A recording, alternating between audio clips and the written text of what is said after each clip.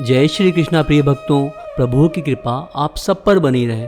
साथियों, हम सभी अपने जीवन में किसी न किसी बात से परेशान हैं, लेकिन जब कोई हमसे पूछता है कि हम कैसे हैं, तो हमें कभी भी उनसे नहीं कहना चाहिए कि हम दुखी हैं, या कभी उन्हें अपनी समस्याओं के बारे में नहीं बताना चाहिए, क्योंकि उन्हें समस्याओं के बारे में बताने से वे और बढ़ती हैं। क्योंकि यह प्रकृति का नियम है कि जितना नकारात्मक हम बोलेंगे उतनी ही नकारात्मकता और बढ़ती जाएगी।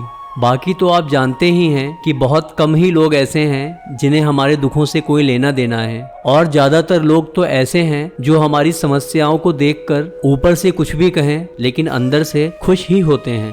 तो यदि कोई कहता भी है कि आप दुखी लग रहे हैं, तो उसे बोलिए कि दुख तो मन बुद्धि इंद्रियों का खेल है, किंतु मैं तो सच्चिदानंद ईश्वर का अंश हूँ, इसीलिए मुझे कोई दुख नहीं है। ऐसा करने से आप ईश्वर की इस दुख रूपी माया से निकल जाएंगे, और जब आप अपने जीवन के विषय में सकारात्मक बातें करेंगे, जैसे मुझे कोई दुख नहीं है, ईश्वर की बड़ी कृपा है, तो आपके जीवन में भी सकारात्मकता आएगी और आप कठिन समय को हंसते हंसते गुजार लेंगे। बाकी यह तो आप सभी जानते हैं कि समय कभी एक सा नहीं रहता। अभी समस्याएं चल रही हैं, तो प्रभु की कृपा से बहुत जल्दी अच्छा समय भी आएगा। बस अपनी सोच सकारात्मक रखें और भगवान का भजन करते रहें।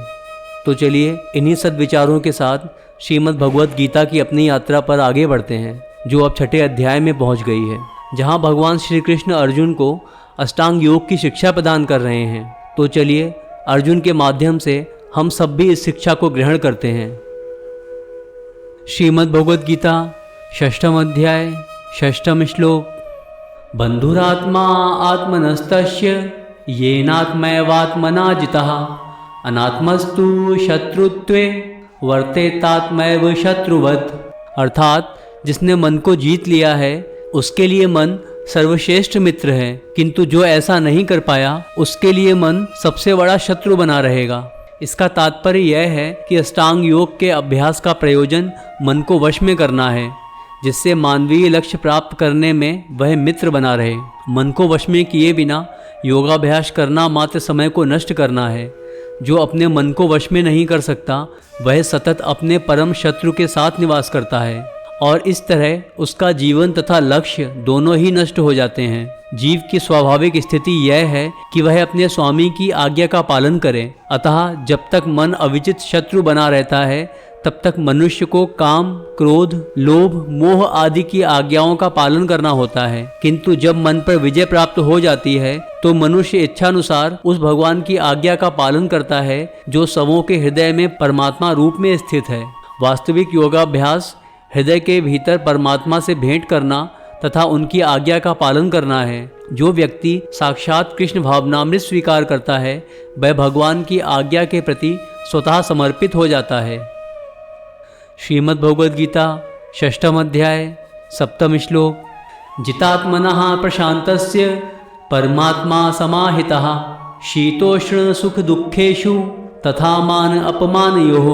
अर्थात जिसने मन को जीत लिया है उसने पहले ही परमात्मा को प्राप्त कर लिया है, क्योंकि उसने शांति प्राप्त कर ली है। ऐसे पुरुष के लिए सुख दुख, सर्दी गर्मी एवं मान अपमान एक से हैं। इसका तात्पर्य यह है कि वस्तुतः प्रत्येक जीव उस भगवान की आज्ञा का पालन करने के निमित्त आया है, जो जन जन के हृदयों में परमात्मा रूप में स्थित है।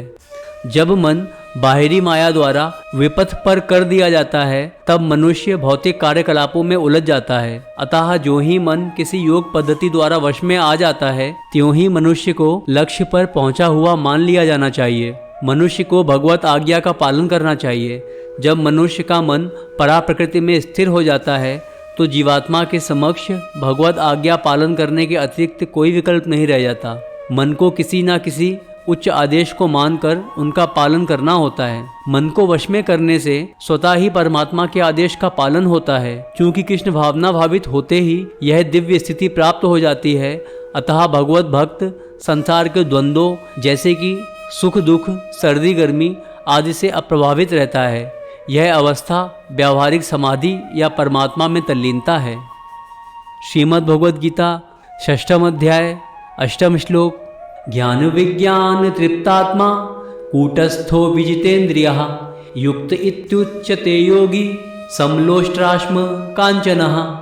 अर्थात वह व्यक्ति आत्म साक्षात्कार को प्राप्त तथा योगी कहलाता है जो अपने अर्जित ज्ञान तथा अनुभूति से पूर्णतः संतुष्ट रहता है। ऐसा व्यक्ति आध्यात्म को प्राप्त तथा जितेंद्रिय कहलाता है। वह सभी वस्तुओं को, चाहे वे कंकड़ हो, पत्थर हो या कि सोना, एक समान देखता है।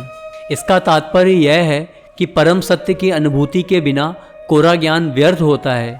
भक्ति रसामृत सिंधु में कहा गया है, अतः श्री कृष्ण नामादि न भवेद ग्राह्यम इंद्रियः सेवोन्मुखे ही जिह्वादौ स्वमेव स्फुरत्यदः। अर्थात कोई भी व्यक्ति अपनी दूषित इंद्रियों के द्वारा श्री कृष्ण के नाम, रूप, गुण तथा उनकी लीलाओं की दिव्य प्रकृति को नहीं समझ सकता। भगवान की दिव्य सेवा से पूरित होने पर ही कोई उनके दिव्य नाम, रूप, गुण तथा लीलाओं को समझ सकता है। यह भगवत गीता कृष्ण भावनामृत का विज्ञान है। मात्र संसारी विद्वता से कोई कृष्ण भावना भावित नहीं हो सकता। उसे विशुद्ध चेतना वाले का सानिध्य प्राप्त होने का सौभाग्य मिलना चाहिए। कृष्ण भावना भावित व्यक्ति को भगवत कृपा से ज्ञान की अनुभूति होती है, क्योंकि वह विशुद्ध भक्ति में तुष्ट रहता है। अनुभूत ज्ञान से वह पूर्ण बनता है। आध्यात्मिक ज्ञान से मनुष्य अपने संकल्पों में दृढ़ रह सकता है, किंतु मात्र शैक्षिक ज्ञान से वह बाह्य विरोधाभासों द्वारा मोहित और भ्रमित होता रहता है। केवल अनुभवी आत्मा ही आत्मसंयमी होता है, क्योंकि वह कृष्ण की शरण में जा चुका होता है। वह दिव्य होता है, क्योंकि उसे संसारी विद्वता से कुछ लेना देना नहीं रहता। उसके लिए संसारी विद्वता तथा मनोधर्म, जो अन्यों के लिए स्वर्ण के समान उत्तम होते हैं, कंकड़ों या पत्थरों से अधिक नहीं होते। श्रीमद् भगवद गीता 6म् अध्याय 9 एवं 10 श्लोक। सुहृत मित्रारि उदासीन मध्यस्थ द्वेष बंधुषु साधुष्वपि चा पापेषु समबुद्धि विशिष्यते। योगी युञ्जित सततम आत्मानं रहस्य स्थितः एकाकी यत चित्तात्मा निराशी अपरिग्रह। अर्थात जब मनुष्य निष्कपट हितैषियों, प्रेम मित्रों, तटस्थों, मध्यस्थों, ईर्ष्यालुओं, शत्रुओं तथा मित्रों, पुण्यात्माओं एवं पापियों को समान भाव से देखता है तो वह और भी उन्नत माना जाता है। योगी को चाहिए कि वह सदैव अपने शरीर, मन तथा आत्मा को परमेश्वर में लगाए, एकांत स्थान में रहे और बड़ी सावधानी के साथ अपने मन को वश में करे। उसे समस्त आकांक्षाओं तथा संग्रह भाव से मुक्त होना चाहिए। इसका तात्पर्य यह है कि कृष्ण की अनुभूति ब्रह्म, परमात्मा तथा श्री भगवान के विभिन्न रूपों में होती है। संक्षेप में कृष्ण भावनामृत का अर्थ है भगवान की दिव्य प्रेमा भक्ति में निरंतर प्रवृत्त रहना। किंतु जो लोग निराकार ब्रह्म अथवा अंतर्यामी परमात्मा के प्रति आसक्त होते हैं, वे भी आंशिक रूप से कृष्ण भावना भावित हैं, क्योंकि निराकार ब्रह्म कृष्ण की आध्यात्मिक किरण है और परमात्मा कृष्ण का सर्वव्यापी आंशिक विस्तार होता है। इस प्रकार निर्विशेषवादी तथा ध्यान योगी भी अपरोक्ष रूप से कृष्ण भावना भावित होते हैं। प्रत्यक्ष कृष्ण भावना भावित व्यक्ति सर्वोच्च योगी होता है, क्योंकि ऐसा भक्त जानता है कि ब्रह्म तथा परमात्मा क्या हैं। उसका परम सत्य विषयक ज्ञान पूर्ण होता है, जबकि निर्विशेषवादी तथा ध्यान योगी अपूर्ण रूप से कृष्ण भावना भावित होते हैं। इतने पर भी इन सबों को अपने अपने कार्यों में निरंतर लगे रहने का आदेश दिया जाता है, जिससे वे देर सवेर परम सिद्धि प्राप्त कर सकें। योगी का पहला कर्तव्य है कि वह कृष्ण पर अपना ध्यान सदैव एकाग्र रखे। उसे सदैव कृष्ण का चिंतन करना चाहिए और एक क्षण के लिए भी उन्हें नहीं भूलना चाहिए। परमेश्वर में मन की एकाग्रता ही समाधि कहलाती है।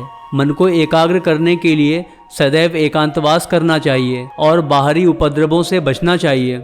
योगी को चाहिए कि वह अनुकूल परिस्थितियों को ग्रहण करे और प्रतिकूल परिस्थितियों को त्याग दे, जिससे उसकी अनुभूति पर कोई प्रभाव ना पड़े। पूर्ण संकल्प कर लेने पर उसे उन व्यर्थ की वस्तुओं के पीछे नहीं पड़ना चाहिए जो संग्रह भाव में उसे फंसा ले।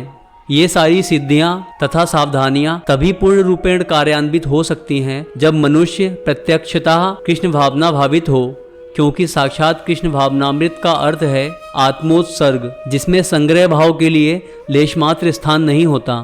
श्रील रूप गोस्वामी कृष्ण भावनामृत का लक्षण इस प्रकार देते हैं।